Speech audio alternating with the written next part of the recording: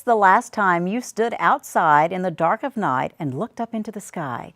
The stars and constellations have intrigued humanity from the beginning of time, and they continue to do so right here on the Pensacola State College campus, where astronomy students learn the science behind stargazing. Joining me in the studios now is Professor Wayne Wooten, and Professor of Astronomy. You have been here for 39 years. You have taught a lot of students that have come through the astronomy classes here. I want to know when your interest in astronomy first began. When I was 9 years old, growing up on a farm north of Defuniak Springs, we were combining oats, a hot and scratchy job on an August afternoon. As evening fell, I dragged the last bags of oats together where the pickup truck could come and pick them up. And I looked in the western sky and I saw a beautiful comet named Comet Marcos. And I was intrigued by its tail, by its motion night by night as it moved among the stars of the Big Dipper. By the end of that week, how are you going to keep them down on the farm once they've seen Comet Marcos? I knew I was going to be an astronomer. And Pensacola State College and all of the students who have come through your classes are so much the better for Comet Marcos and its appearance in your life. Well, let's talk a little bit about what the stars, why they attract so many of us. Where does the interest in our imagination is sparked by the stars? Well, certainly in terms of teaching the STEM classes, astronomy is a great lead-in. Elementary and middle school students are intrigued by space exploration, by the new discoveries we're making. This oldest of the sciences is constantly the newest of the sciences because we have so much new technology, space-based satellites, new techniques even for ground-based observatories. Even amateurs are able to participate in real scientific research with the new video technologies, digital cameras and stuff. You've undoubtedly seen commercials made with digital SLRs where amateur astronomers are taking beautiful vistas of the Milky Way, and everybody loves looking at what we can do now, especially when we have dark skies. And the popularity of the astronomy classes seems to have just exploded.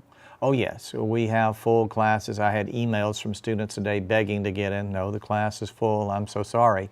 But yeah, we like to keep people motivated. We want them to meet their basic science requirement in a way that they will find fascinating, memorable, enjoyable. The more we can get them engaged in science, the better they're going to do with science, the better they're going to comprehend math and the other STEM disciplines. A lot of the instruction obviously takes place in the classroom, but one great thing about the study of astronomy is you have this big building with the round top on it called a planetarium. Tell me what goes on in there. Well, in the 1980s, my wife Mary and I ran the planetarium shows, and it was the best free show in town. We had typically 300-400 people a week coming out to our evening planetarium shows, and we also set up telescopes outside. And the Amateur Astronomy Club, the Escambia Amateur Astronomers, supported us, and we had a tremendous amount of interest in amateur astronomy and a lot of people getting involved. With budgetary cutbacks, we're doing school shows in the daytime now at the planetarium.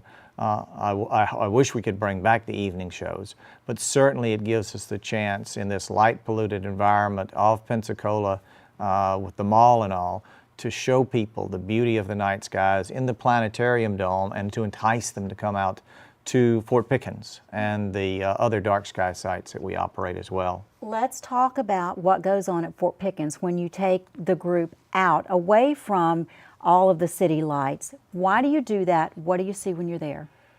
This is going back to the beginning of history when there was very little light pollution. The National Park Service works with us to keep the dark of night aright. We had a fantastic stargaze there in April with Charlie Schuler's mythology classes, over 100 mythology students coming out there, and we did a green laser light tour of the constellations, telling the sky myths of the ancient Greeks and Romans and some American sky myths and so forth.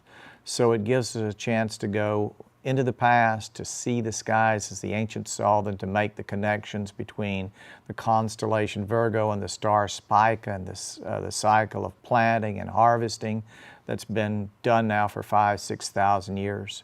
To talk about Sirius the dog star and its connection with dog days and the Egyptian calendar some 5,000 years ago.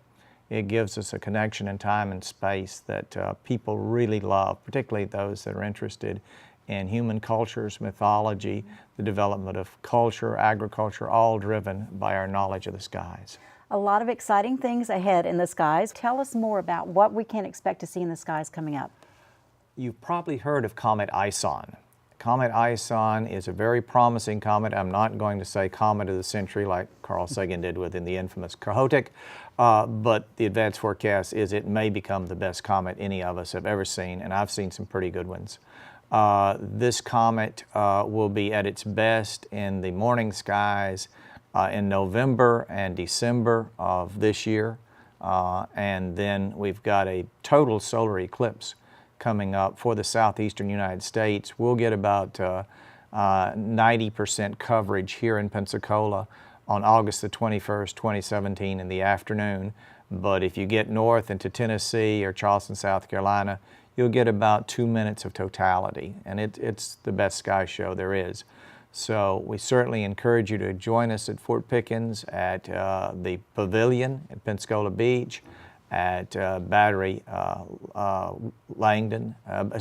Worth at Fort Pickens, and also at Big Lagoon State Park, where we've got stargazes scheduled from now through October under dark sky settings. You can look up with some of our big telescopes. Bring along your digital camera, bring along your telescope, bring along your binoculars. We'll teach you to enjoy the beauty of looking up. And a word of advice to students: if you want to sign up for one of these astronomy classes, you better not procrastinate.